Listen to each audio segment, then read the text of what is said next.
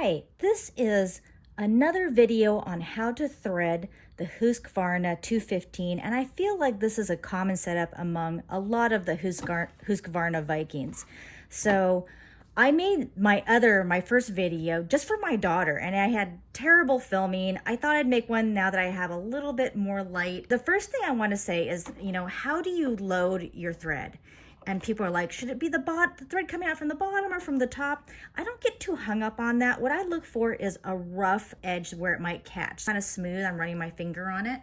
And then you see how this has got like this, I don't know what you want to call it, the scalloped edge. It's just kind of rough. I don't want my thread to get caught up on any of that. I put the rough edge on the back and the smoother edge where something can't get caught up here. The other thing that helps out obviously is using a spool cap that's a little bigger than your thread spool so that it holds the thread away. You don't want to use bad thread or bad needles. I used to do this all the time and I had all kinds of problems. By just switching out to good thread and good needles, I have so much smoother of a sewing experience. It's just not worth it rethreading, having threads break, having stitches skip, and all of that business. It's like putting bad gas in your car. These are called superior needles, titanium coated. They last, 10 times as long. Let's talk about how to thread this now.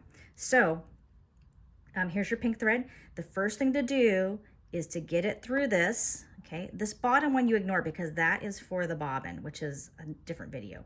So through this guy, and then over that hook, and then just follow this path down here, and then you're gonna go through here, under there, and you're always gonna have this loop at the very top. Use your hand wheel till it gets to the top.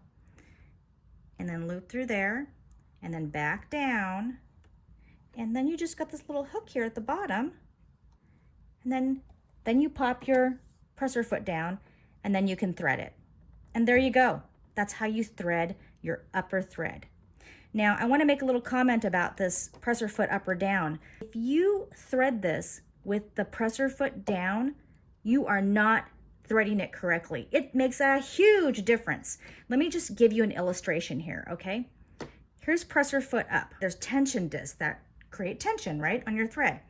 When you put your presser foot up, it's like going open discs, okay? And then when you thread it, the thread gets to go between the discs. And then when you sew, guess what? Nice tension, right? When you have the presser foot down, and you're trying to thread it, it's like this. Your tension discs are closed. That's what the presser foot down does, is it makes the tension disc close. And then you try to thread it, boom, boom, boom, boom, and you're like, it's just kind of like there, but it's not actually in between your discs because they were closed. So you're like, why is this all messing up? Because you have no tension, see? Just rolling all around. And you think, oh, this is horrible. My sewing machine is just really bad. But it's because you didn't put any tension on it. And the same is true of putting tension on the bobbin. We'll cover that in another video. Here's how you thread the bobbin. First of all, you'll see this little tiny emblem here. That's the top. Your thread should be coming out to your left over here. So I'm gonna just drop this in. The way to remove it is just to pop it out like that.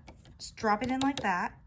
And then you're going to see that there is a little finger, like a metal finger down here. And that's where the tension disc is on the bottom. So it's really important that you get it around there. And the way you do that is the thread's gonna go like this, around here, and then kind of loop around.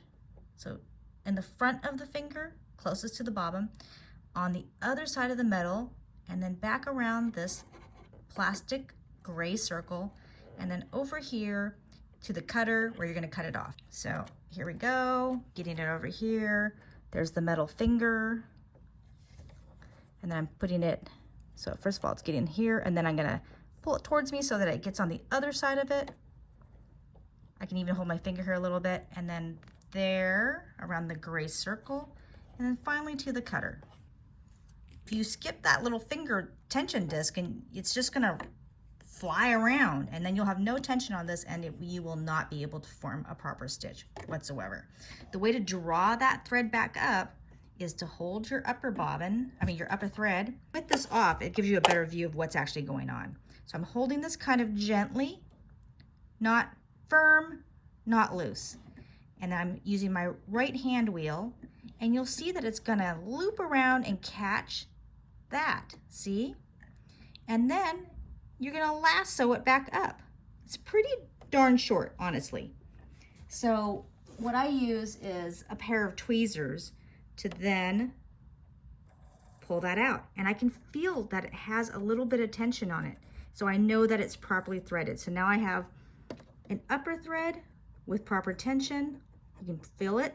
I have a lower thread with tension. If this is just flying around really loosely, like you can't feel any pull on it, slight pull on it, it means that it didn't go through the tension disc and you need to rethread that. Now you can put the lid back on and go ahead and form your first stitches. I decided to do an experiment and see if I didn't use the thread cutter, if that would just give me a little bit more thread for the drawing up portion. It actually worked, is the bottom line. So here I am threading this.